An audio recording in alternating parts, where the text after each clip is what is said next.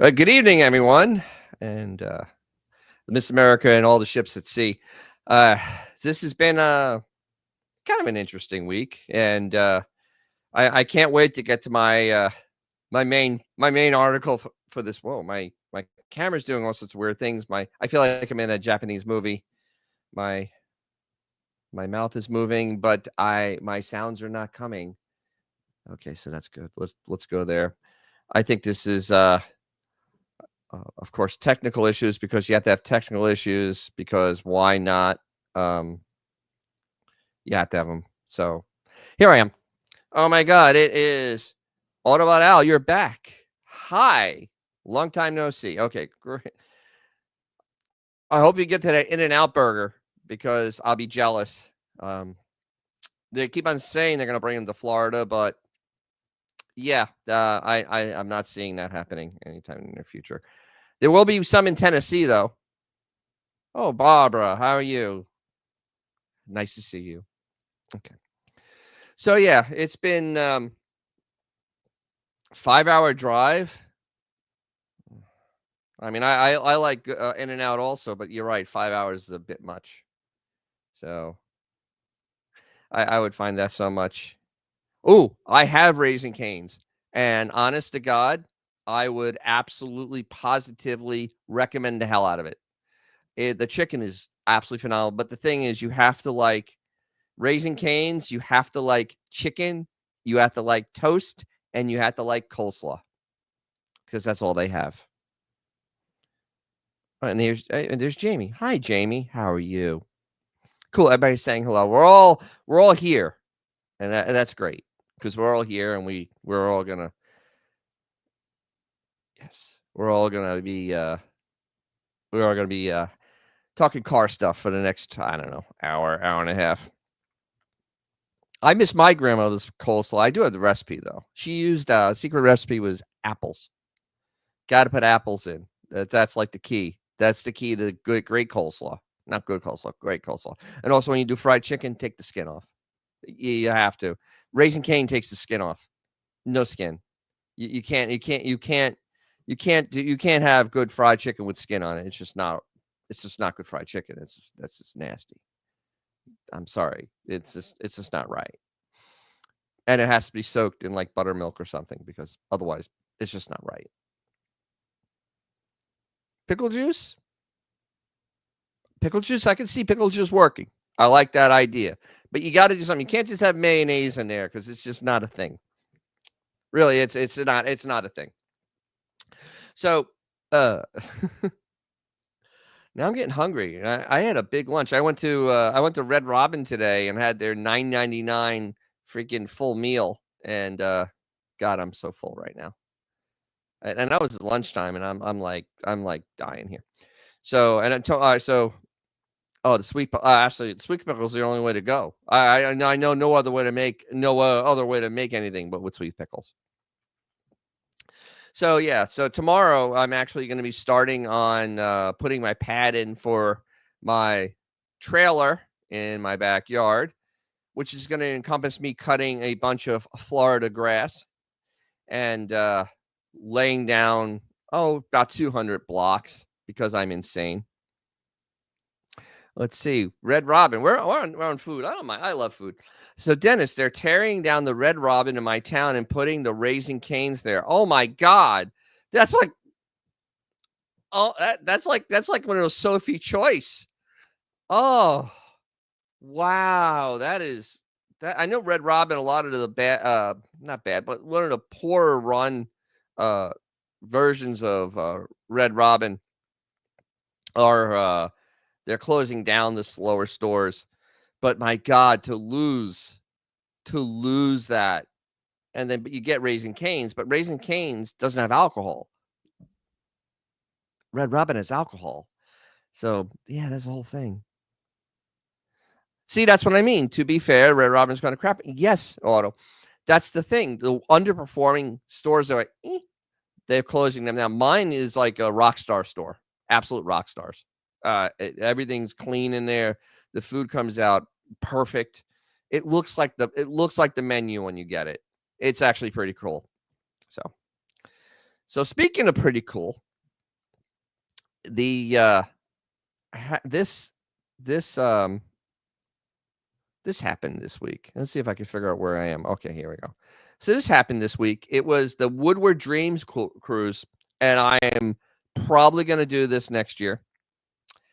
This is a giant moving car show. I talked about it a little bit last week. Giant moving car show that's north of Detroit, up Woodward Avenue, which used to be where everybody drag raced back in the 60s and early 70s. This is where all the engineers from all the companies would go out and test their cars. You know, the Silver Bullet, which was the 67 Coronet art, was it Coronet? Just regular Coronet that had a race Hemi in it. And they would do all sorts of tricks to find out for traction and whatnot. So they would go on Woodward. And now they have this Dream Cruise. It's basically a week-long moving car show. And this is a lot of it is this driving up and down Woodward Avenue. And there's like all little spots to stop along the way.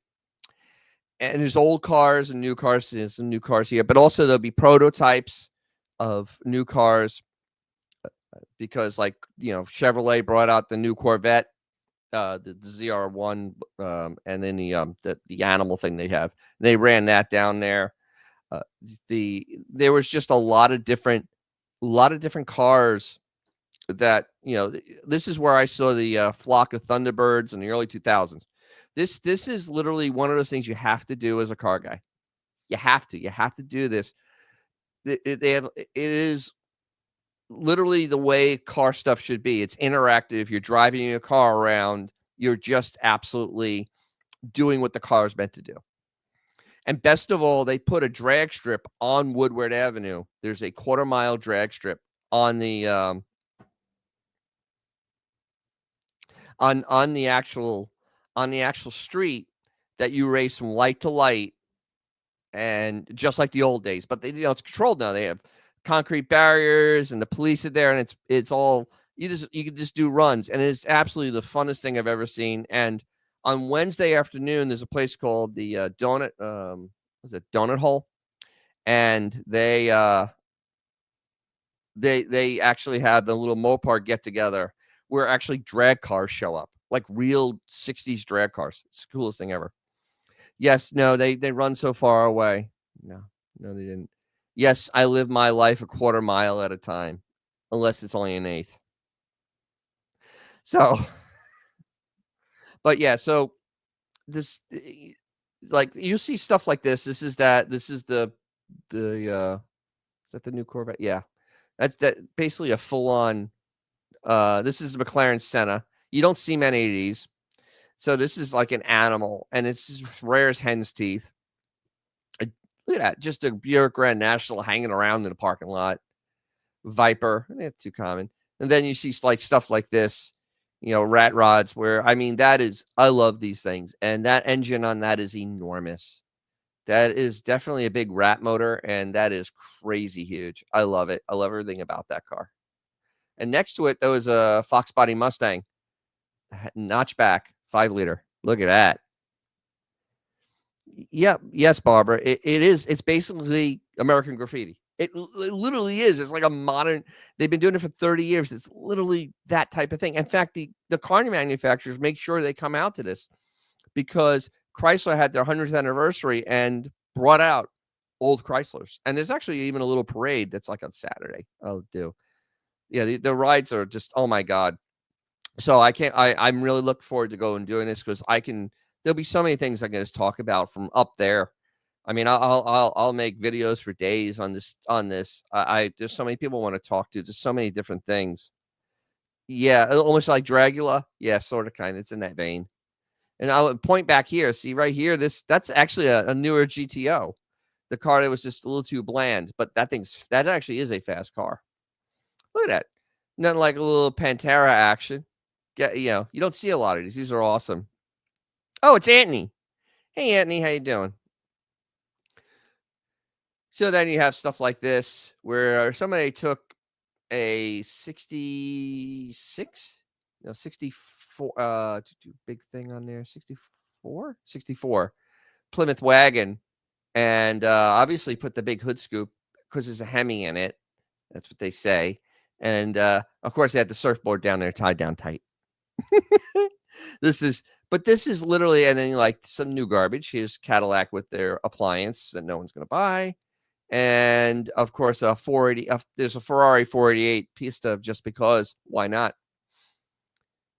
Buick, 57 Buick, 55 Buick. Once I get past that, and here go Ford GT. I love these things. The old Power Wagons. These things are just awesome. That's full on military stuff there. And this is just stuff you see just driving up and down the road. And they actually had a big Bronco. They had a Bronco thing there too, because it's going to be next year's going to be the 60th anniversary. So next year they're going to have a big thing for it. So here, nothing like a 918 Spider just rolling around. Even some Japanese imports, Supra and an RX-7, last RX-7, the roller skate. And of course, this is a Panzo built in Georgia. Hey, James Bond car, the Lotus Esprit, and a V10 Audi. And this is all the European stuff here. I can hang out there too. I have 2 cars I could bring to this. I'm excited about that. I can bring 2 cars. But yeah, so that's kind of like the whole thing there for Woodward. Just kind of an overview the car and driver had. It's literally 20 miles of road. So there's just different, and every town has something else different going on. So it makes it really a fun time if you're a car guy to go out and, just do the cruise of cruises and just see things. The only thing for me is that it is basically a 2-day trip. Yeah, what about out? I was getting to that. It would be a 2-day trip. Thankfully, my friend lives halfway. He lives in Tennessee. So that's 10 hours to his place. And then it will be another 10 hours to north of Detroit. And I already kind of figured out where I want to stay, kind of toward the middle, kind of near where I kind of want to stay near where the Mopar thing is at the donut hole, because I want to be close to that. And then you kind of have you're kind of in the middle, so you can go up and down and do a whole little thing. But yeah, this could be 20 hours of driving. Both ways. So this is going to be me trailering my car 40 hours. It's long, but I won't, like I do this. I will not be doing Moparty next year because this is going to take everything out of me. I honestly, this could be so much because that's a lot of driving. So 40 hours of driving is a long drive, but maybe I can go to In-N-Out Burger on the way up. So yeah, so that was one big thing that was this week, that the Woodward Dream Cruise happened over last weekend, and it really ended up being something that lived up to the hype, because it honestly, the car showed up. There was 40,000 of them. It was hot. It was 90 degrees, which you really don't think of for Michigan, but it can happen. Usually it's in the 70s and it's kind of nice. So, yeah, 40 hours. I know. 40 hours. I know. But, sometimes this is one of those things where I live the way I live my life now, is that I don't ever want to say, I probably should have, or I probably could have, or I probably may have, or I could have. I don't want that. I honestly have. I really don't want that. And this is something I've wanted to go and do for many, many years. So the Woodward is just one of those things in life where, you have to, it's just like going to Europe, or, going out West, and seeing all that type of stuff. See what about Al? But you're younger than me, man. You could change it, man. You don't have to say, it doesn't have to be total regret. No, that's what it is. You got to live your life to the fullest. Yeah, you really do. Because you just have to, because I've known too many people that said, oh, one day I'll do that, and I never did. And it's kind of not, it's not a way to live life. It really isn't. So yeah, I just can't. I just can't. I can't live like that. Yep. Yes, Barbara. Oh God, depress me some more, Barbara. People don't start dropping. People do start dropping dead at our age. Do what you want. Exactly. Exactly. It's just it could be anything. So you might as well do what you can because the thing is, oh my God, he died. He died. What is he? He died broke, and it's like, wow, it sounds like great planning. Used everything up. Barbara, no, the assistant has done a very wise thing. I'm proud of the assistant, who is my daughter. The assistant has taken a year off to reevaluate her whole mindset and get ready to do a really great job at college. So right now she is working in her mother's business or our business. I'm on there too. And so she's over there working hard, still doing she helped me design the cover for this live, that idiotic cover I made. So yeah, she's gonna go next year. Vintage 76. My budget says no way. I have regrets too. So you know what I do is that I literally look at everything like a savings experience, and I do the old school. I just take some money and I just put it out of my sight, and I just hide it. I don't leave it in the bank. I don't put it in a savings account. I just hide it because I don't want to. I don't want to know that money exists until I need it. And I honestly, it's the way I do stuff for cars. The way I've really come to this purpose as I gotten older. Literally doing it in the old school way of just kind of like throwing. You can throw $1 a day, just throw it in there. At the end of the month, you have $30. At the end of the year, $365. It doesn't seem like a lot of money, but it's somewhere in the right direction. Maybe you could do $2 a day. For the price of a cup of coffee, you can go to Woodward Avenue. Isn't that great? Good for her. That's a good idea. Absolutely. I was fully behind it. One of the smartest things she's ever done. Well, she's done a lot of smart things, actually. Yeah, she helped me make that cover photo. I was so proud. I was like, oh, cool. I know how to do this. Cool. All right. So this is an absolutely silly news story. Ford is recalling just one example of a 2024 Mustang. One Mustang is getting recalled.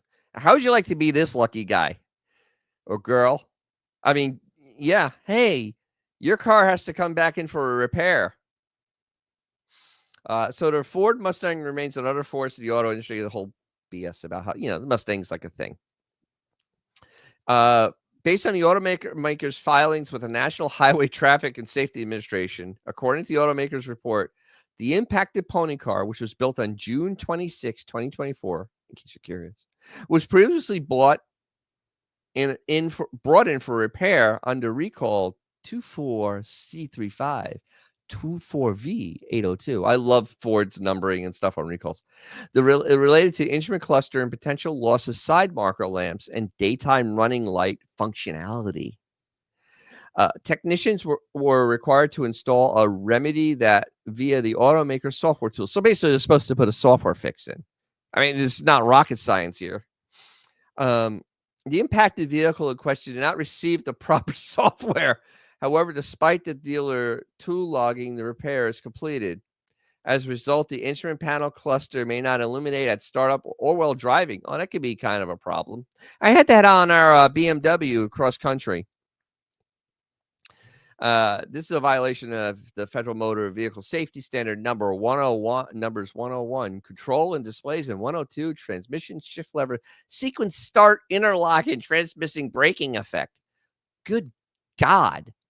You wonder why cars are so expensive. Any failures to display critical safety information. Safety will increase risk of crash or injury. That said, Ford is not aware of an accident. So Ford will task the dealer to reinspect or repair the impacted Mustang with no charge. The automaker does plan on sending a notification letter September 15th. But there's a good chance the owner already knows something's amiss. That said, if you are concerned about your particular 2024 Mustang that's been affected, you could contact Ford at their customer service. So yeah, so this article is aimed at one person. I am absolutely amazed. I am utterly amazed by that. Yeah, Ford had a lot of recalls this year with silly stuff. And a lot of it is their own doing for trying to save a few dollars. Actually, funny enough, our Bronco is in for a recall right now on the rear roof, the hardtop rear roof, because Ford told Webco, "Hey, make this roof as cheap as possible," and then they did. They made it as cheap as possible, and the roof has stress cracks in it. They've been getting worse, and we live in Florida, and so stress cracks are on the roof of the truck, and it's in there. And they had to put a whole new back roof on. Congratulations, I guess. We still are waiting. We said the shock recall, which this is the thing though. Like the shock recall, vintage, that is not their fault. That was Bilstein's fault. Bilstein once again built shocks for Ford, and the valves leak. And we could finally get the recall done on ours, allegedly. And because we have the Sasquatch that has these leaky things in it. So I don't know. I keep looking at them. There's no leaks. Have I seen a GT2 Mustang? Not in person. There was a couple at Woodward. So, and my cat's knocking stuff down now. See, it's puzzle. Got a puzzle here. No, I have not seen one in person. I'd love to see one. It looks like an absolute animal. That's a supercar. And it's the thing though. It's a supercar or even a hypercar at this point. So the price tag matters because it is in the league of Ferraris at that point because it's all carbon fiber. It's crazy. But yeah, I hope. I mean, I know I won't see one at Mo Party, but hopefully I'll get to see one soon. You never know. You never know. One might show up in Tampa because I see lots of like unbelievable stuff in Tampa. It's weird how many incredible great products are in Tampa. It's absolutely amazing. So this is like a viewer participation thing coming up. Okay, viewer participation in the chat there. So here it is. What's the worst fumble on an automotive legacy? This is from Jalopnik, and this made me think. I may actually do a full article on this. It's basically, terrible naming of a follow-up car. Like, I'll give you a great example, or just on a car in general, just the terrible naming for marketing of what it was. Because, like the Ford Probe, it was a front-wheel drive car aimed at women called the Probe. They didn't think that one out so much. That was kind of not a great idea. Not really, no. So that's kind of like, and their example is the Mitsubishi Eclipse, because that looked like the Eclipse I know, but there it is. They made it a giant SUV, and it's also not a good one either. But Ford went through this a few times with the Thunderbird, like in the 60s, where Iacocca made it go to a 4-door. The early 80s Thunderbirds, which were unbelievable trash. The AMC Gremlin. The Gremlin, that was just cursed from the start. Everything about that car was just cursed. That car didn't have a prayer. I can't put that up. I can't. What is this, the WNBA? Barbara, it's not the WNBA. We don't have those things here. But yeah, so it was kind of fun. I may actually do a video on like just follow-up cars that were just like the Mustang 2.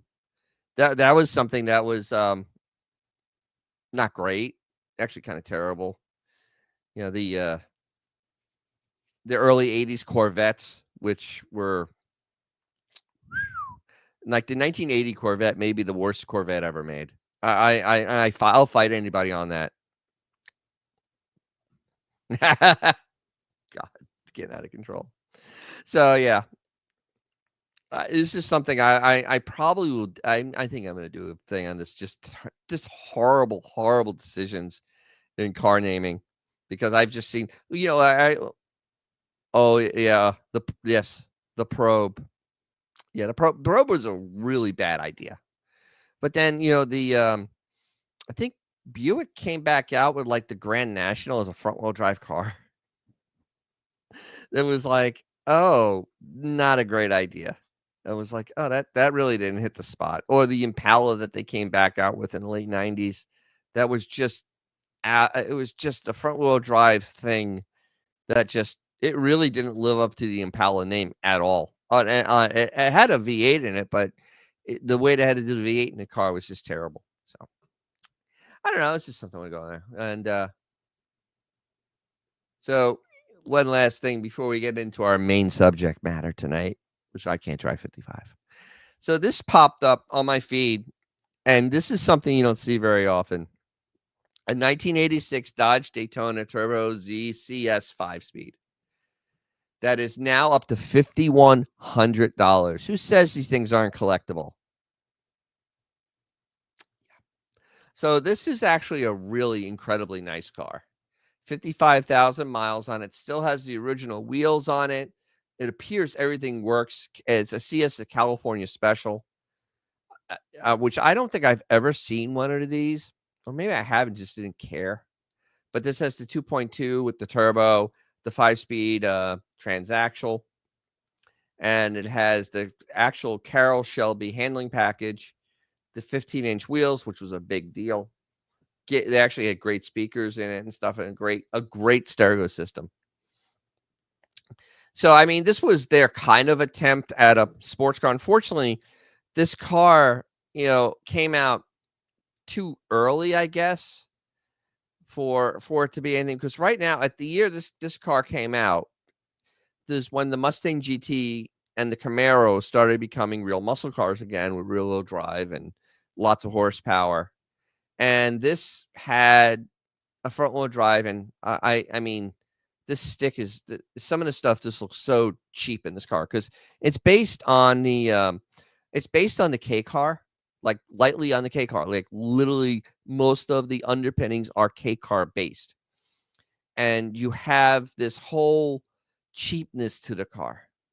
If this car, if Chrysler had been well run, which they aren't, this car, 10 years later on a better chassis to compete with like Honda would have been a great car.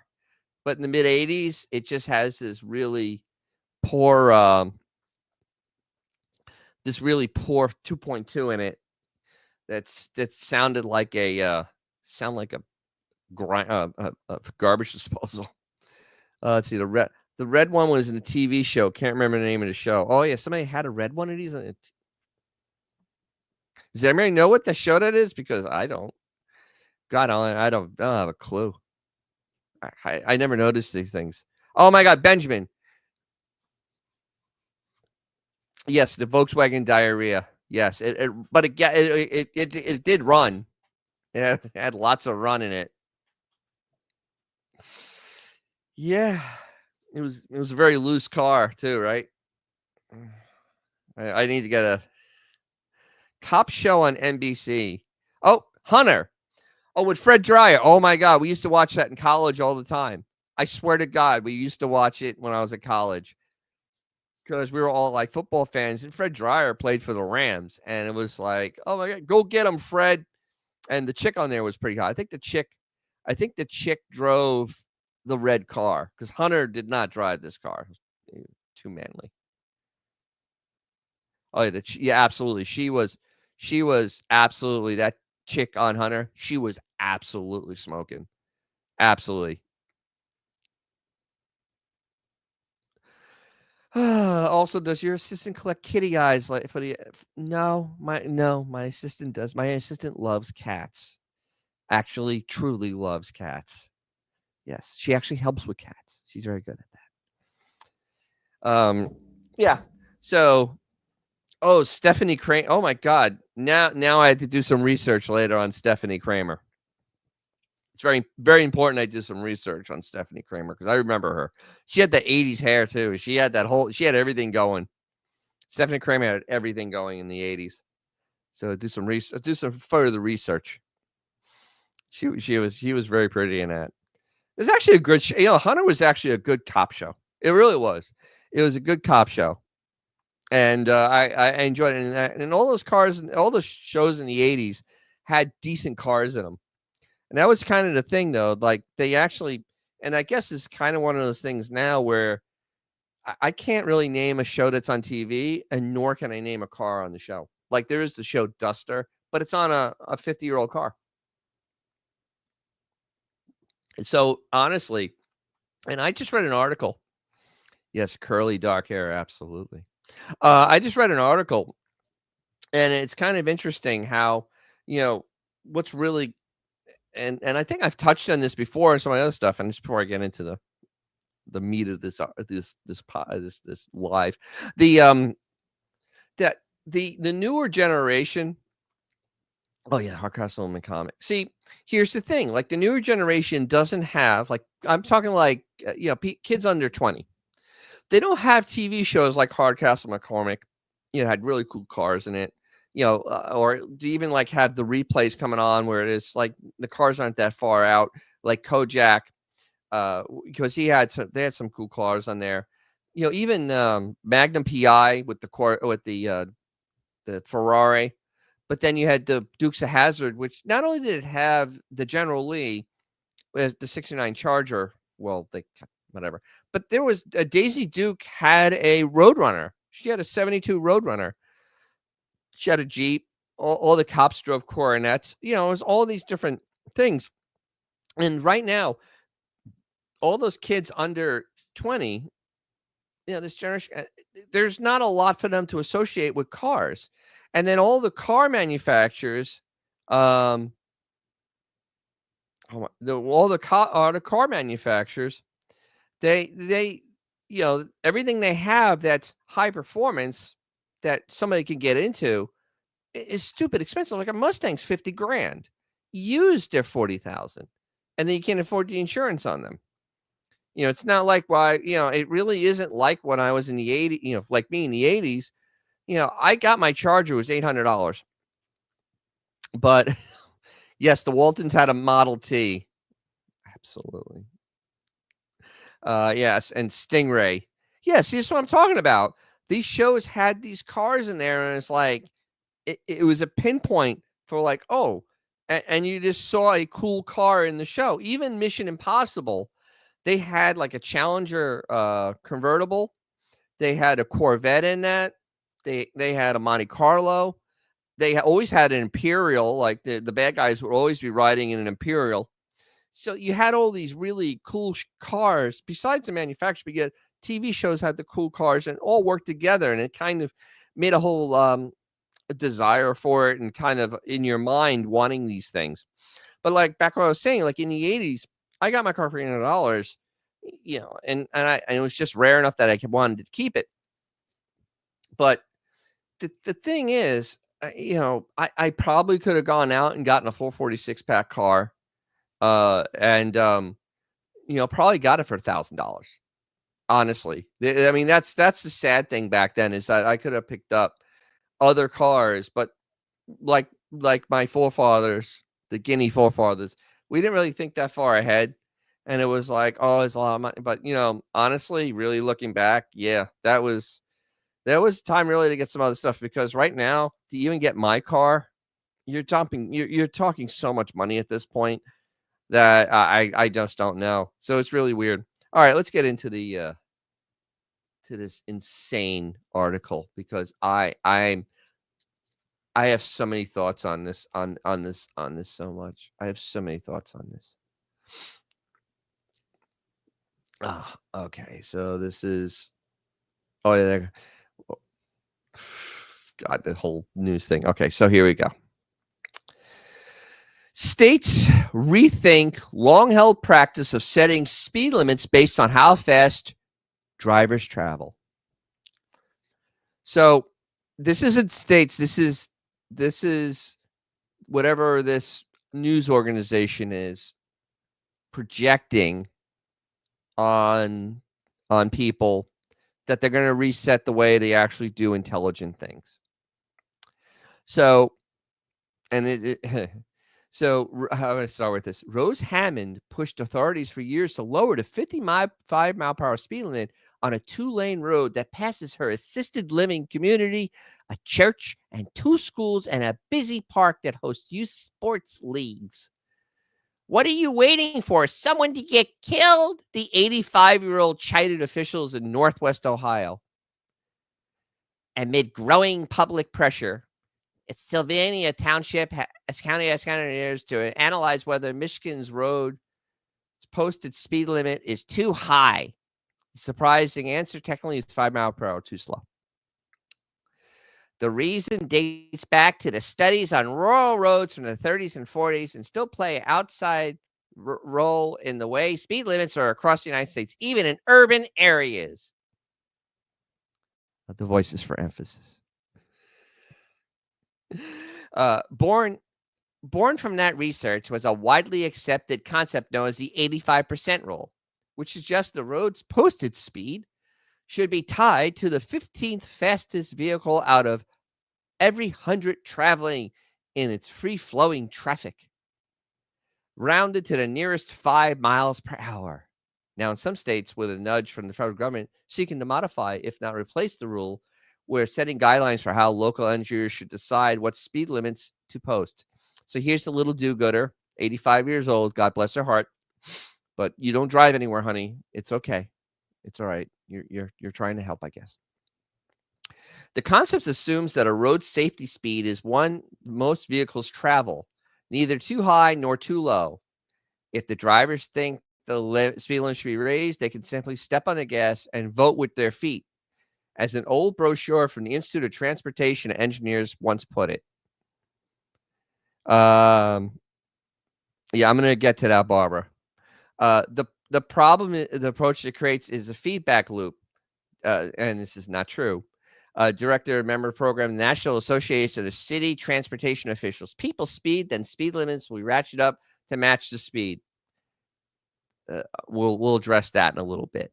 The association developed an alternative to the 85% rule known as the city limits, which aims to minimize the risk of injuries on all road users by setting a speed limit based on a formula that factors the street activity level and the likelihood of conflicts such as collisions. The report points out the 85% rule is based on dated research. These historic road rules are a far cry from the vibrant speeds and arteries that typifize city streets today. And then, of course, you have to throw statistics in, because you know what Samuel Clemens said about statistics. Amid the recent spike in road deaths across the country, the Federal Highway Administration sent a message that states that the 85% rule isn't an official rule and carries too much weight in determining speed limits. In its first update since 2009, the manual establishes national guidance for traffic signs. The agency clarified communities should also consider such things: how the road is used, risk of pedestrians, and frequencies of crashes. And then we go into the places that are completely unfree.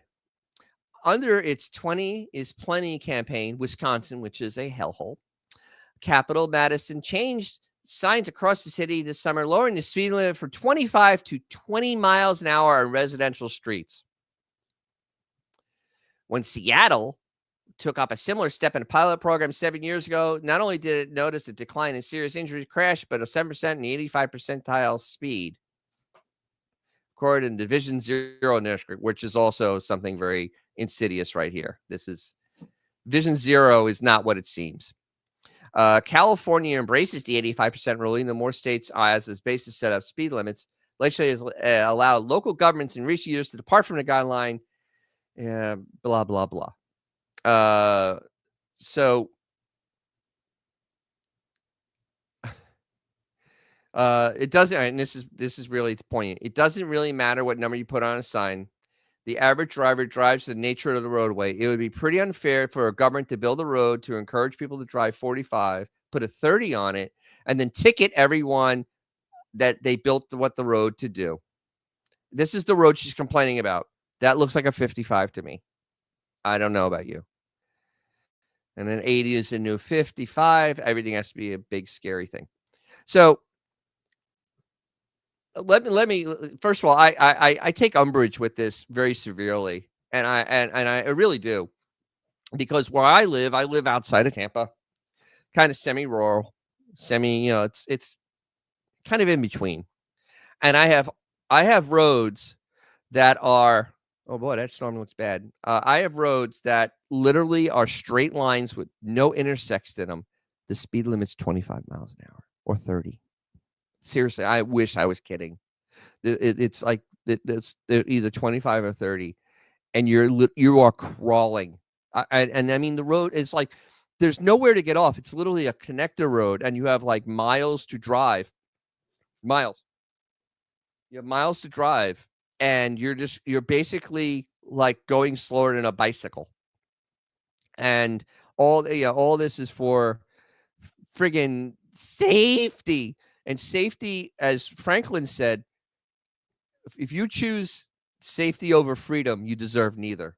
And I'm tired of the safety push for cars. Back in 1970, before Nixon did other things to destroy the U.S. economy, like get us off the gold standard, those cars with drum brakes, the speed limit was 70 miles an hour on the highway with drum brakes, 4 drum brakes and manual drum brakes. And and honestly, you can't. This is ridiculous. We have cars now that will stop twice as fast as they do, twice as fast. The problem isn't the speed of the cars; it's the idiots that drive them. And I mean, honestly, I see people that I actually saw a guy in a BMW, a new BMW yesterday, literally looking at his phone on a highway. I mean, on a highway, we were doing 80 miles an hour. He was looking at his phone like this in front of his face, and I'm like, I was like beside myself. I'm like, what is wrong with you, dude? Don't you have Bluetooth in that thing? I mean, seriously, I have a 1995 BMW has Bluetooth in it. I don't look at my phone, but and then of course my hellhole I grew up in, Staten Island, New York. This is it right here. They put all these cameras. You can't go over the speed limit. It's ridiculous driving 20. Yeah, in Staten Island they did that. It is 25 miles an hour everywhere. When I used to go to school, I used to go down a road called Highland Boulevard. I lived 7 miles from my high school, and I drove to my high school, and I went down Highland Boulevard. Highland Boulevard was a 45, and everybody did 50. I mean, light to light, we were doing 50 miles an hour. It's just it was in the morning, so that's the traffic pace. It was literally, I was in the right lane doing this. There were people going fast to me, but you do 50 miles an hour on this road. Perfectly safe. Nobody cared. I didn't see pileups everywhere. I didn't see bodies flying over cars. I mean, I drove a lot when I first drove, and people. There was nobody dilly-dallying. Everybody drove, and they had a purpose of getting someplace, but not crazy, but just getting someplace. Today, you have people like this poor misinformed old lady who honestly. They sit there like do-gooders, and honestly, they go in the left lane. I have a road near me where the speed limit is 55 miles an hour, and if I hit 55 miles an hour, I am shocked. They literally get it. People get in the left lane because they see some other cars, and they get all paranoid, and they do 45 miles an hour in a 55, and it's absolutely insanity. And I can never go back to New York. I'd just be in jail. I mean, honestly, I'd be a scofflaw. Actually, yes, Barbara DeRusha, 20 miles an hour. You don't need to touch the gas pedal. My Charger, true story. When I drove my Charger to Florida in 1989, we went through Stark, Florida. Stark, Florida used to be the speed trap capital of Florida. It was honestly one of those things that, the state finally said, you guys are like, you're just creating, you're creating criminals. And then, but the speed limit went from 55, 45, 35, 25, 15.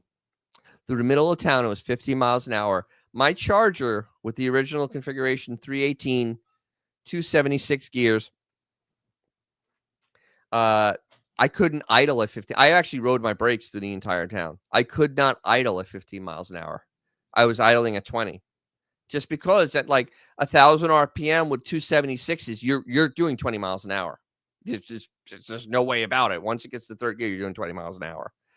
So I literally, saw it firsthand. And, the thing is, I have another road that's 30, 35 miles an hour. The police drive 45 down this road.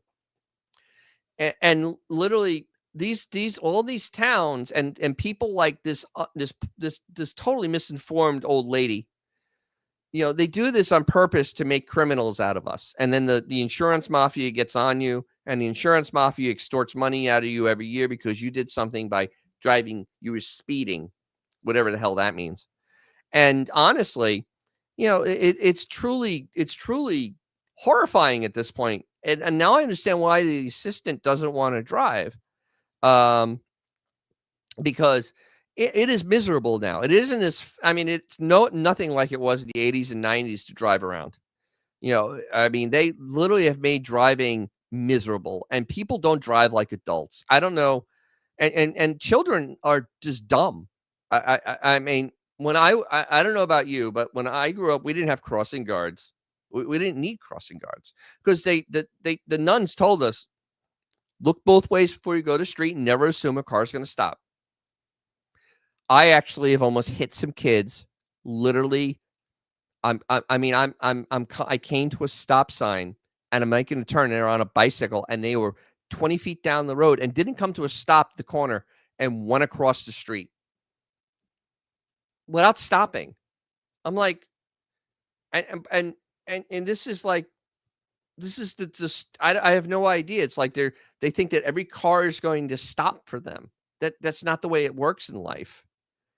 It's just it's gotten to the point of sad. And that's why the whole thing like Woodward and all that's kind of cool. But most places around here, you can't go out and do cruising in your car because literally the roads are so congested because the speed limits are too low that you have this, or they put lights every 50 feet. Because that's something else they've done near our house. They literally are putting lights every 50 feet on something they call a highway. And honest to God, and it's because of people like that lady and somehow the other, the little lady, she from Pasadena. No, that lady, go baby, go baby, go baby, go. Because she had a Max Wedge car, if I remember correctly from the song. Yeah, she ignored the speed limits. Yep, Jamie, Barbara, they're putting up so many speed cameras that when you get used to where they slow down and avoid a ticket, when you get caught, where the new cameras put up. Yeah. And who does that really help? And this is kind of the point of this whole argument. This is literally something that irritates the hell out of me because this is not adults acting like adults. This is adults being treated like children. Because children are scolded and children are punished. Adults are not scolded or punished unless you go to jail. And, that's different because you've committed a major crime. But this is literally trying to drive from A to B, and now you're treated like a child. And I'm tired of it. I really am. I'm utterly tired of it. I don't leave my house most days. I stay at home. It's really sad, isn't it? I love cars. Yep, she had a super stock Dodge, which would be a 426 Max Wedge. You know what, Barbara? Yeah, I can't take the people weaving out of traffic, pick a lane and stay in it. Yeah, there's also frustration. See, this is where it all comes into the frustration level because you can't also just blame that they're doing something wrong because there could be because sometimes the worst driver is that person that you don't notice because they're just so incompetently bad. And they don't understand any of the rules of the road. Like G Canada brought up last week. I got to get him back. I'll have him back on next week, I think. But literally, sorry about it, Autobot. He was pretty good. He's going to beat off. But, the thing is, Americans don't get out of the left lane. And it is true. Everywhere else I've driven, People get out of the left lane, or actually even out west. It's not even Americans. It's like on the East Coast and upper Midwest, whatever. Those people don't move out of the left lane. Like, but out in like New Mexico, the left lane was honestly made for, passing. It literally was one of those things where people that were driving slow stayed in the right lane and everybody else passed. I drove on roads out there at 80, there are 80-mile-per-hour speed limits. I didn't see anybody die. I drove thousands of miles. Oh, Barbara, yeah. The circles. See, they're trying that crap in Florida and they don't know how to design them. I don't know about you, but literally the every circle here is so small that like only 2 cars can be in it, which is not the point of the circle. And then of course nobody understands how a circle works because we're back to not understanding any rules of the road. They literally come to a stop where it says yield, or they hit it at 90 miles an hour, which is also wrong. You're supposed to go in at like 15 miles an hour, keep your motion, and then go through it, because that's how a circle works. Because a circle's supposed to be a sprocket and gear. You're supposed to just keep on keeping the feeding around. They did that up there too. Yeah, everybody took all the infrastructure from New Jersey, because New Jersey, Massachusetts, all in that area, like that whole kind of that corridor up there. They used circles a lot, and the thing is, like Route 9 had a circle, and it was so big, it was like one of the French circles. You could have 3 cars abreast, and then there was always traffic flowing. Nobody ever came to a stop. It was really a smooth things. I always thought that Vintage 76, that roundabouts were always in Rhode Island and Massachusetts. My friend always talked about him. He's a road engineer. I always blame him when this problem was with roads in Florida. He may not have designed it, but I was like, why'd you guys do this? It's stupid. It really is. But I always thought they had a lot of them up there, because it was like one of those things, because you guys call them roundabouts up there in the Northeast, the true Northeast, which New York is not part of. New York's part of the Mid-Atlantic states. Go figure. So yeah, I mean, I'm just like at the point where it's just I now I understand why there's such a hesitation for kids to drive, because it is utterly miserable, and you have people that just. I mean, my daughter drove a really long distance on Saturday. We're going really, and she's a new driver, and yet she was actually passing people, doing like speed limit plus like less than 5. She was just going a little over the speed limit, or whatever the stupid posted sign is. So it's not even like the 85% rule. She was passing people, and I'm like, the hell is wrong with you? It was sunny out. It was a clear road, and I'm like, God, man. Siri is British on my phone, and she calls them traffic circles. I should go look at that, because my Waze is in Italian. I gotta see what it calls that, because I forgot what they call it. Barbara DeRush. I've never seen anyone glide into a circle. It's always 90 miles an hour or slamming on the brakes. Yeah, it is. It's so amazing, the lack of just common sense with driving. Neither way makes it more efficient. If you just did 15 miles an hour into it, everybody would go without stopping. The roundabouts are showing up in the subs in country parts of the town. So they used to be in the cities, like in Boston. See, I like this. See, this is a design that needs to go other places in Jersey, the jug handle. Now, for all you that aren't in New Jersey, the jug handle is actually kind of a cool thing, where how do I describe it? To make the left, you go, or actually to go off the highway, it's like you come up and it looks like a jug handle. So it's always smooth flow. And some places on 75 in Tampa have them, and some places don't. It's just no consistency. Jersey has them everywhere. Yes, a piss jug handle, absolutely. But yeah, so But also, what else Jersey had, they had a neat thing for making a left-hand turn. You went off to the side and went into another little handle, and you went straight across on that side road instead of making a left turn lane, and it's so much more efficient. So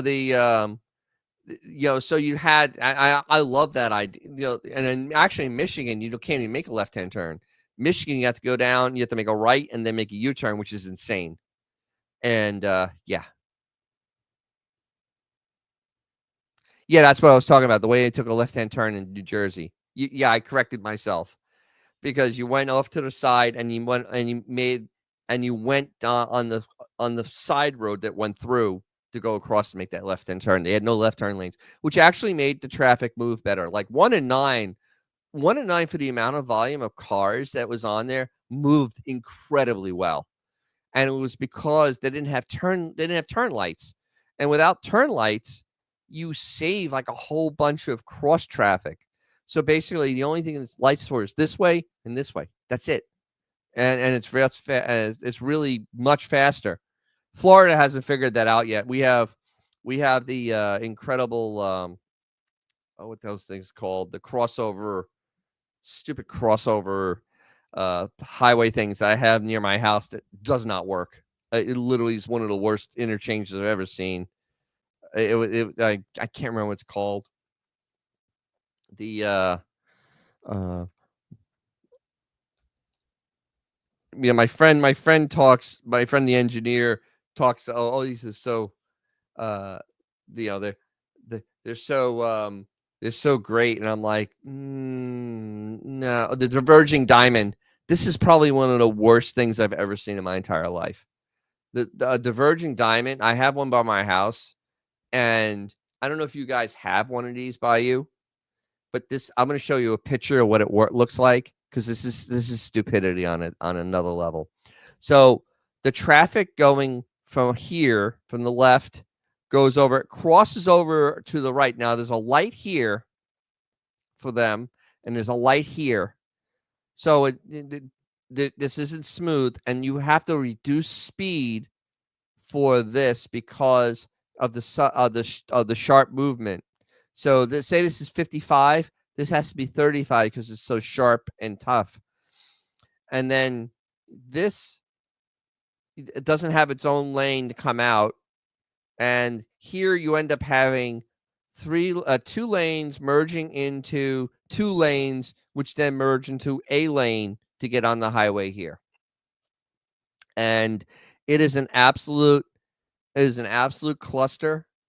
It has done nothing to speed up that interchange, because honestly, if they just added one lane to each side, it would have the same amount of flow. And this on-ramp is the most dangerous thing I've ever seen in my entire life, because you have basically 4 cars trying to go for this same spot. Yes, it looks like a NASA map, but this is what engineers think is a wonderful thing. And instead of making it so this is a flyover, so if you did a flyover, this flew over the top of it, they would never stop, you would never stop, and everything would be just great. But that's not the way it's going to work. Or if they did, I call the other thing jugs handles, where you come and you have the spiral on. So you spiral, you have this one spiral this way and then spiral the other way. But yeah.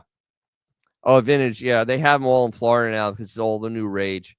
This is a really terrible, terrible design. It's horrible. It's one of the worst things I've ever seen. Hey, Barbara. She brought this up. Between the jug handles and the stupid throwing the quarters in the basket in Jersey, it was a lot of work. Yeah, I remember on the turnpike where you'd have to go or on the parkway, you had to throw it. You came up to the basket and you tried not to slow down completely and throw them in there.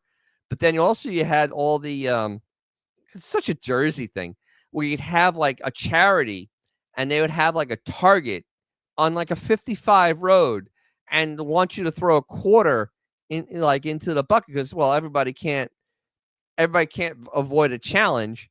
So you sit there and you try to flip the quarter at 55 miles an hour into this bucket. to help charity. And I mean, they collected like $100 at least. I mean, because everybody did it because it's like, oh wow, look at that, try to hit something. Yeah, Vintage 76. If you ever come to Florida, you're gonna see these things and you're gonna go, that's pretty stupid.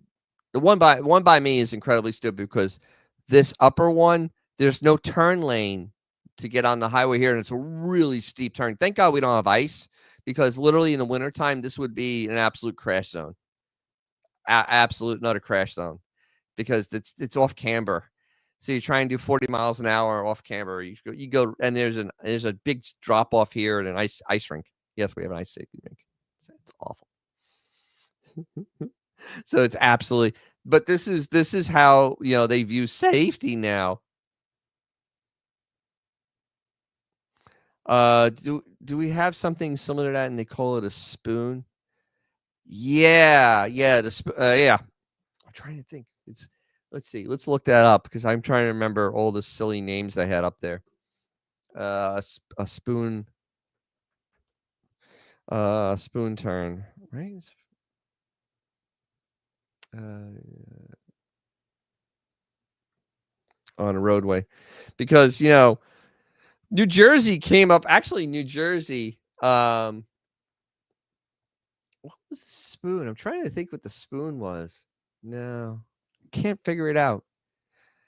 Because unless that's what they call the jug handles also, because it was like a spoon, because it looked like a spoon.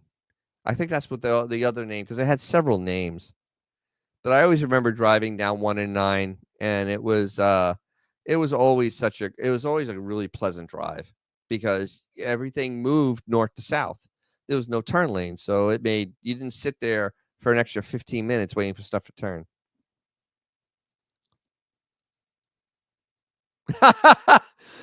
Benjamin, I know in Los Angeles they have a Slauson cutoff. That's where you get out and cut off your Slauson.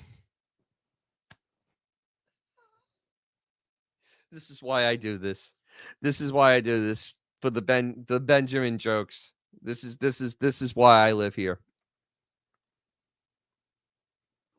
So this is why I do this, just for the sheer fun of it. But exactly, Vince. Don't think too hard, Vince 76. It may hurt. It actually hurt my head. A Crenshaw. Oh, you don't want to cut a Crenshaw off. But yeah, I mean, driving now is, we just showed examples in the chat. Driving now sucks, and it's because of overregulation. I mean, treat an adult like an adult, and things will be fine. But I mean, good Lord, treat them like children. This is what we get, man. We get just horrible driving. I mean, everything was so much safer, as insane as it is. It was safer when everybody had drum brakes, because you couldn't tailgate with drum brakes. You would die because you ain't stopping. Because that's the thing. Now people have this over sense of confidence. The ones that drive way too aggressively, they have over sense of confidence, and now they can stop. If they had drum brakes, man, they can't stop. Oh, what do you think of older drivers that really shouldn't be driving anymore and are dangerous? Get them off the road. I've seen some people. Of course, I live in Florida, and when I go visit Monique, she's down towards Sarasota way, and that's like Night of the Living Dead down there.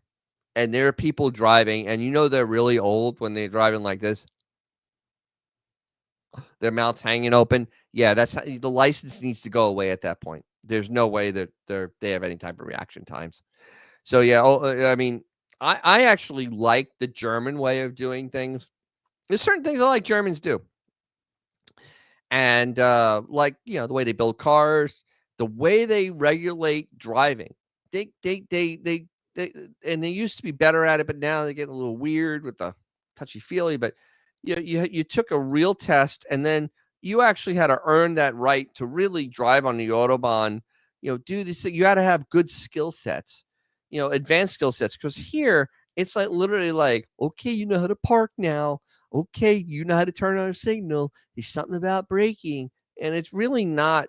It's really not good, and people should be retested, but not like silly, like, but retested like on real world, because it's silly the way it is. Because some of these people are just they're flat out dangerous. Exit 6 on the Northway 87. All right, hold on, hold on. Exit 6. I can't type on Northway. That's in upstate New York, right?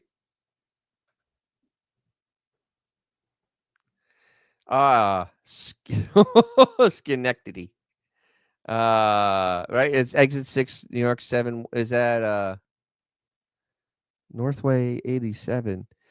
Uh, AI says there isn't such a thing. The 87 in New York. There's no exit 6. There's a New York 7. I-87. Mile marker. Is it northbound? Is it northbound? Mile marker 6. It's exit 11, right? No? Or is it exit 6? Oh, East 153rd. Oh, okay. East 153rd Street. Exits. Really? Let's see. What does that look like? It doesn't show me. East 130, 53rd Street. River Parkway.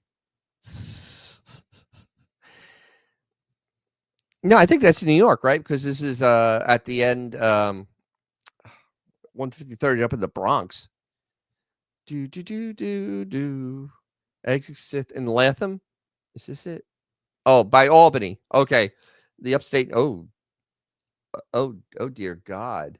Holy mackerel. Okay, I have to show this. Yeah, Barbara, you win the prize with this one. Holy crap. Let me put myself someplace else. Here we go. Oh, like that.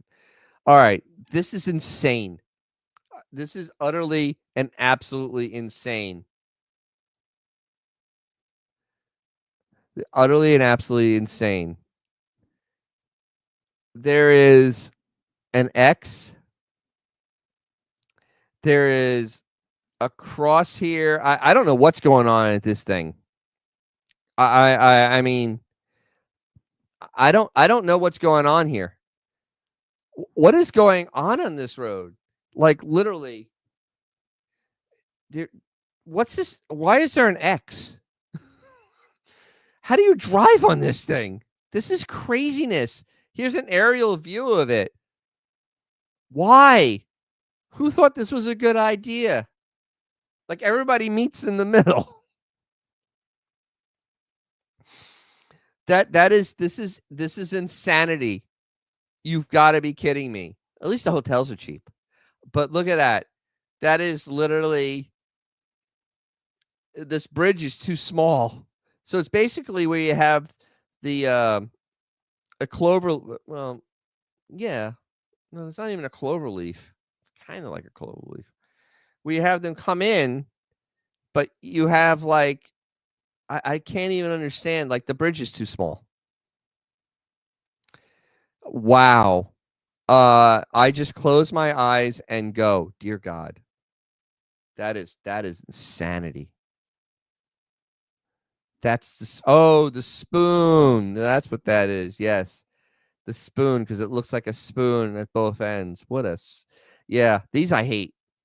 Actually, when I go to Mo Party, there is there was well, this year I won't be going over, thank God, but there is one in a small town, and they have this same setup, and it is utterly miserable when you're towing. Utterly miserable. It is one of the most miserable things, because all this you have, because you go here and you got to get over, but you go this way, and then they don't have a stop, but you get a green light, and it's really, yeah. No, this is the type of stuff that is, it's almost as bad as Diverging Diamond. See, it wouldn't be bad if the bridge was longer, but this bridge is so damn short. There's no way to make this safe. How is that, Barbara? How is that in the wintertime? It's got to be an utter party in the wintertime, right? I mean, that's got to be fun in the wintertime where you just kind of pray, where you pray that you don't hit somebody else. Is that what really happens? You just pray. Oh, good God, that is insane. Yeah, and an engineer thought this up. Just remember that somebody with a more than 4-year degree thought this up and thought it was a great idea. And then everybody went, "Yep. Yes, black ice mess. Absolutely." I mean, that is 10-car pileup written all over it. There's no way there hasn't been 10-car pileups there. Absolutely not. No way. Not in the wintertime. Especially that bridge freezes at like 34 degrees. And we're in upstate New York. You do the maths. Wow. This is absolutely amazingly bad. Yeah, all of a sudden you're driving on the wrong side of the road. Yeah, yeah. That is craziness. Wait, let me open this image in a new tab because I have to see this even better. We're gonna zoom in on this. Come on.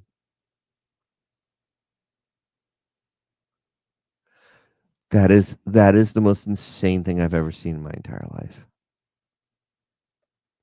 Because this lane turns to here, and this lane comes or has to come all the way over to here, but not be here. Oh, that's craziness. Yep. It's absolutely bridge freezes first. You start seeing that in Georgia. So this is literally one of the dumbest. This is consistently one of the dumbest designs ever. Um, and I there are a couple. Yeah, it's used in a lot of places. It's some not with bridges. A lot of them not with the bridges this short. I mean, they actually extend. What they do is they bring this road up here a little bit more, and they bring this road out a little bit more, and it makes it a little less bad. We actually have one of these on I-4 in outside of Tampa. I think it's 301. 301's like this, and the only thing they didn't do was they made this a jug, what I call a jug hand or a clover.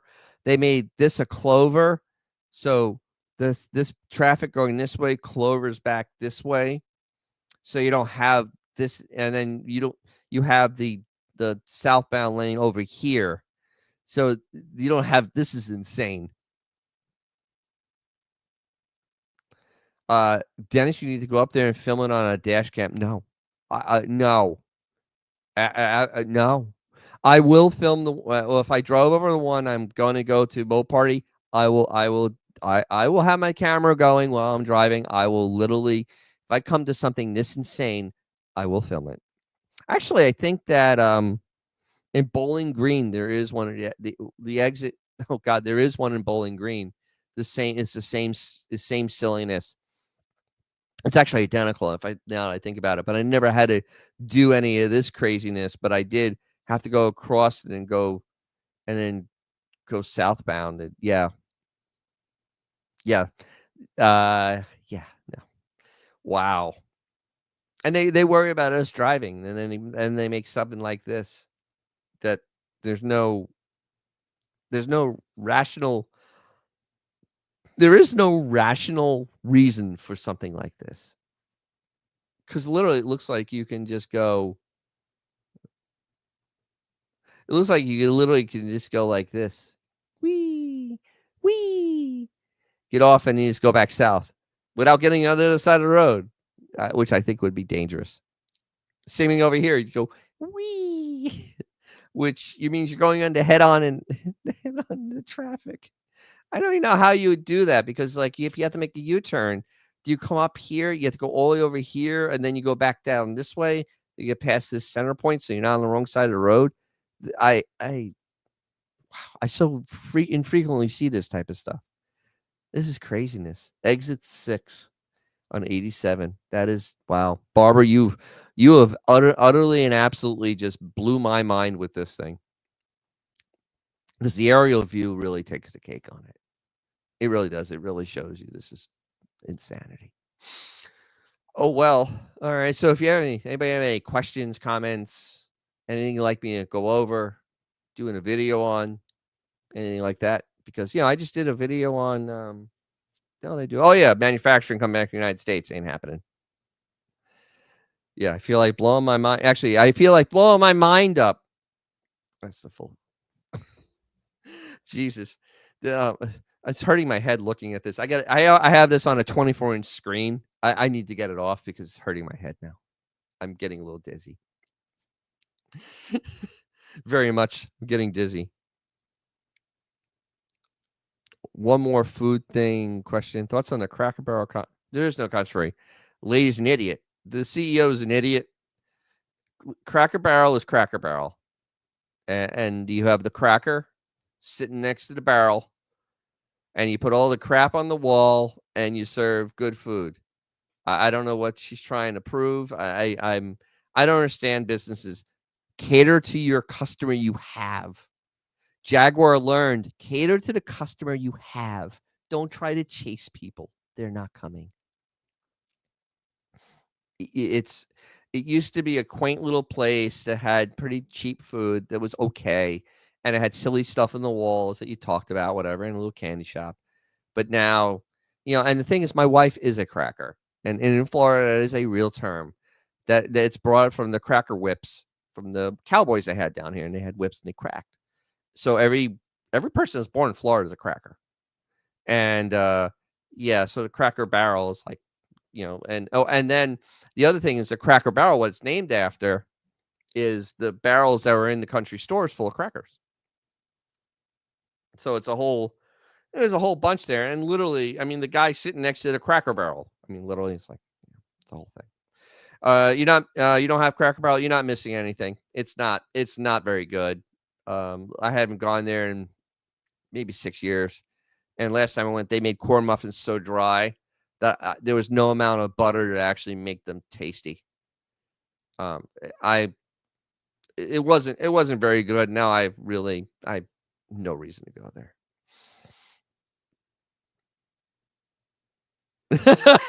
Called honky keg. That's funny. Well, they already have honky tonks, so yeah, have the honky keg. Yeah, the rocking chairs. I always like the rocking chairs. You sit in them, they have them out front. They probably took them away too. There's probably something wrong with them. You can't have rocking chairs. It's ageist or something. But yeah, it was nice because you actually got the weight, and it was actually not terrible waiting because you're in a rocking chair. You almost fall asleep. It was kind of cool. Finish 76. I have a Cracker Barrel in Rhode Island. I've been there in years. Yeah, don't worry. You're not missing anything anymore. Benjamin, we have White Castle. Yeah, White Castle and me are not friends. White Castle is basically the same for me as Taco Bell. I can't eat. They're delicious. I can't eat them though. There's something about them. I can't eat them. So, what about what do you have out there? What about? I mean, Washington seems like you have nothing out there. You don't even have White Castle. I have White Castle down here. Oh, Sambo's. Oh, I love Sambo's. I don't know if they're still around, but I am getting a Bojangles. So I can't wait to go to Bojangles, get chicken and a damn biscuit. See, that's something else you probably don't have, Autobot. Bojangles, baby. Bojangles is like, that's the stuff right there. Bojangles. I mean, when you're going out, man, you want some fried chicken and a biscuit, man, Bojangles is the place to go. Vintage 76 never saw a White Castle? Wait a minute. You don't have, I mean, New York City had them. And you have no Bojangles either, man. You don't know what you're missing, man. But you are getting what the hell's the name of that place? I can't think of it now. So you are getting another chicken place. Yes, Autobot. I think he has McDonald's. Oh, you have a Bojangles in Seattle, and yeah, you have to go to Seattle to go there. But yeah, Bojangles is a really good place. You know what I miss? I miss A&W, like the real A&W places, A&W root beer. That you drove up and you spoke into the awful speaker and it came out and they gave you the float and all that with the little tray for your window. Actually, that was really cool. And you know, Sonic tries to be that way, but it just really isn't. I don't know if you have Sonics anywhere in they're not. I have one a mile from my house. It's actually the closest food place to me, and I haven't been there in about maybe 3 years. It's just not good, and it just doesn't have that vibe. Oh, you have Dick's Drive-in here in Seattle. It's the best. Okay. Yeah, that's what happened. A&W and KFCs are together. Also, Long John, somewhat Long John Silver's. Uh, I love A&W. I like Long John Silver's, but I liked A&W when they were freestanding. I think out in Nevada there's like a freestanding A&W. In one of the outside of Vegas, in one of the little towns, they have one of those. Yes, exactly. A Sonic in Missouri, and the fries made me throw up. Yeah, exactly. Hey, you know that now Sonic has a pickle drink. So for all you people want to have a pickle drink, they got it. You're not missing anything. Not missing anything. Vintage 76 with them there. Uh, yeah. All about Al used to go to Seattle. The A&W root beer float mugs all the time. Absolutely. You stole. We all did. We all stole those. That's probably why they're in financial trouble. They are. I got Puzzle back. Puzzle has come back. She has missed me. Oh yeah, A&W still yes. Oh, I love Lake George. I can go on. See, now I would drive up to go to Lake George in the summer. I love Lake George. The place is absolutely amazing. It's like stuck in time, and that's what's so cool about it. It's stuck in time. They still have the Ripley's, believe it or not, there. As that was just wild. Um, it's just this. I just love Lake George. It's a fun little drive in the Adirondacks. Go up in the Adirondacks, go around. They had all sorts of really cool things. Go down to Glen Falls. That's where all the real stuff was. Or you go up to Saratoga, or you go to Fort Ticonderoga, or you see the little fort at Lake George, which was interesting because they had skeletons. Like it was so weird as a little kid. They had skeletons through the glass. You could see them like laid out underneath the fort. Yeah, and Benjamin, of course, now is a klepto. He has 2 A&W mugs. All right. Vintage 76, Lake George is in upstate New York. It's on the, was that Vermont? Was it Vermont? Yeah, wait, New Hampshire? Wait, New Hampshire, Vermont. Yeah, on the New Hampshire border, right south of Lake Champlain. It's a pretty big lake. I think it's like 10 miles long. It's 400 feet deep, 300 to 400 feet deep. It's a pretty big lake. Clear water, cold as anything. But yeah, pickleback with Jameson. Oh, I have to try that. Actually, I have a good Irish whiskey and I have pickleback. My friend actually has a canning company and he makes pickleback stuff all the time. So it's good.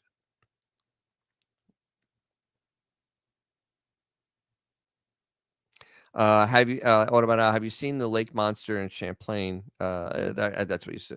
No.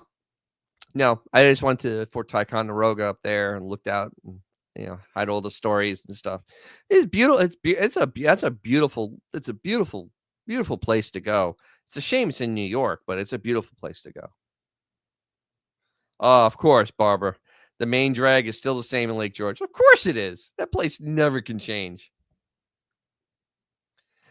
And Benjamin doesn't care for pickleback music. Understood. I don't like pickleback either. So I got to give you the lay of the land here because I have. So my other assistant, I can't get her in camera. Wait, wait, she's over here. There she is. See right there, I have there's the puzzle. Yep. So I have the puzzle on my lap, and my lap's getting hot, and yeah, cats are good at that. Jamie. Yes, Fort William Henry. I always forgot the name of it. Yeah, I used to always do that. I have souvenirs from there. Jamie, Dennis, you're from Staten Island. Your wife was raised in Florida. How did your paths cross? Blind date. Simple as that. Blind date. Yep, Vermont, New York, Lake Champlain border. Yep. Same thing with Lake George. I believe Vermont's on the other side of Lake George too. Oh, Vintage 76 saying good night. See you next week. Yes, I'll see you next week. Yeah. Yeah, it is cool. It was kind of weird. It's one of those things. Puzzle gets $100 every time her name's mentioned. Oh, I'd be broke. I'd be broke. She's a great companion. She's actually she's a wonderful pet to have. She really is. She doesn't think of herself as a pet. She just thinks she's my companion.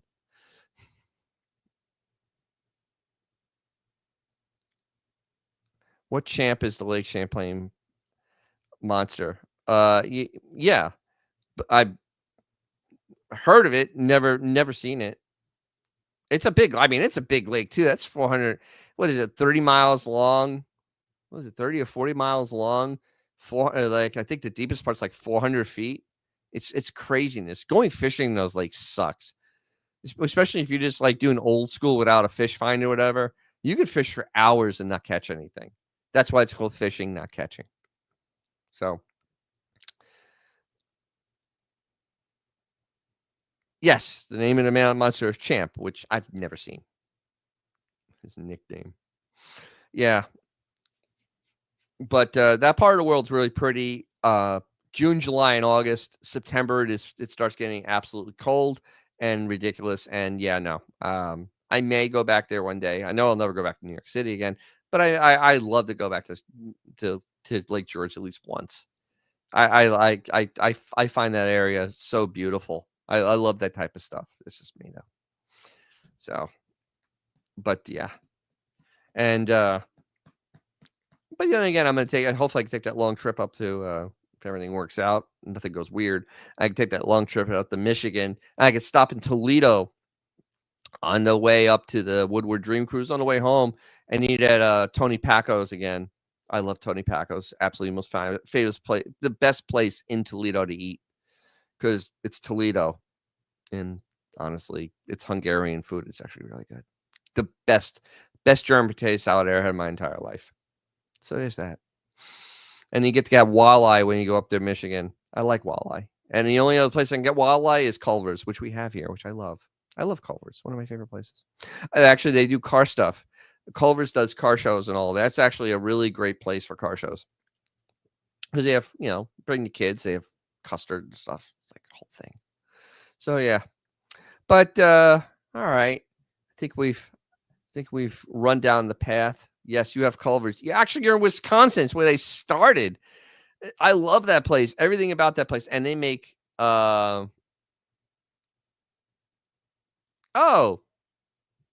Gary Ackerson from New Jersey. Hi, Gary. What exit? Are you on the Turnpike or the Parkway? I used to drive that all the time, so it's like, oh my God, all about you don't have Culver's? You poor thing, you. You don't know you missed it. They make crispy edges on the hamburgers. Crispy edges. That's all I got to say is crispy edges. And they have car stuff. It's like it's really a cool place. Everybody's pretty delicious. And everybody's stupid friendly, which I love. All right. So let's see. Oh, Route 80, exit 4034B. Oh, so you're up by like kind of near where the manor is. You're up there. You know what I'm talking about. I love the manor. Route 8 is actually not a bad drive. Oh my God, absolutely. I love that part of New Jersey. It's actually pretty up there. It's actually really, really pretty up there. Oh yeah, Lake Hopatcong. It's really pretty up there. People don't realize that like that part of New Jersey is actually really nice. It's really, really pretty. Most of New Jersey is actually really nice looking. It's just that everybody just thinks of Newark, which really isn't nice looking, or Perth Amboy, which really isn't. It has the prison. Nice try. Hey, it's been a while, but it is beautiful up there. I know Route 80 goes out into the really pretty areas in New Jersey as you head toward Pennsylvania. So, and you go out, then you go skiing in the semi mountains there. Yeah, the almost mountains in Pennsylvania. All right. So, hey, it's been 90 minutes of sheer fun. I've had a great time. It's great to see Gary. I hope you're a new subscriber. If you haven't, hey, go ahead because I have over 2,000, which is a small accomplishment, but I want to get to 10,000, which is a bigger accomplishment by the end of the year. I want to be able to provide more and more fun stuff for everyone. Uh, and I want to, do. I have a. I'm getting really going to get real busy in the next month or so because I have Mo Party. So there's all pre-Mo Party. Of course, there's going to be. I'm doing some stuff on restoring cars. There's going to be Mo Party. There's going to be at Mo Party. There will be a live at Mo Party, probably with some special guest, and we'll have a whole thing go on, and should be pretty fun. I'm gonna have like a bunch of stuff, and then of course I go to Italy, and I'll probably bring stuff back from there. I'm not gonna do a live because that's insane, but yeah, we'll probably talk about some car stuff when I see over there. So yeah, the car costs are always fun. Yeah, car casts are always fun. Yes, they are. I enjoy it. I like this. It's a good way to get some fun. Oh, fellow Mopar guy. Cool. So you like suffering also. That's why I always because it's like I had to buy a fuel pump for my car. It was an Edelbrock fuel pump. A Chevy guy, the fuel pump is $60. I paid $140 on sale. I'm like, really? So yeah. But yeah, so next year, yeah, so I have Mo Party, and then next year maybe Carlisle and the Woodward Dream Cruise, maybe a little much, I don't know. Hold your breath going past Port Elizabeth, New Jersey. Yes, that place is a lot of refining going on there. I know that place well. Trust me, I know it really well.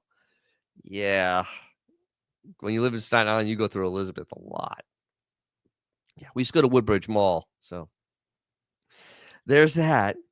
Okay, so thanks a lot, everybody. Once again, if you know anybody else that likes car stuff, tell them, share my channel with them, and just get them to subscribe because the more I get, the more I can do. And if they subscribe to my channel with the car stuff, if they like car stuff, they get more car stuff. That's the way it works, man. YouTube's great with the algorithm, and I'm probably going to be rolling out something soon.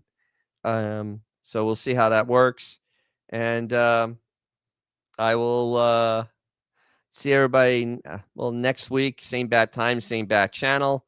And as always, if you have a cool old car, something fun to drive, I don't care what the hell it is, anything, take it out and enjoy it because you're gonna make someone's day, and it will probably be your own. So good night, everyone, and safe driving out there. And remember, you don't have to drive 55. If you liked what you saw, subscribe. If you didn't, thank you for watching to this point. And as always, if you have a cool car or something fun to drive, take it out. You'll make someone's day, probably your own.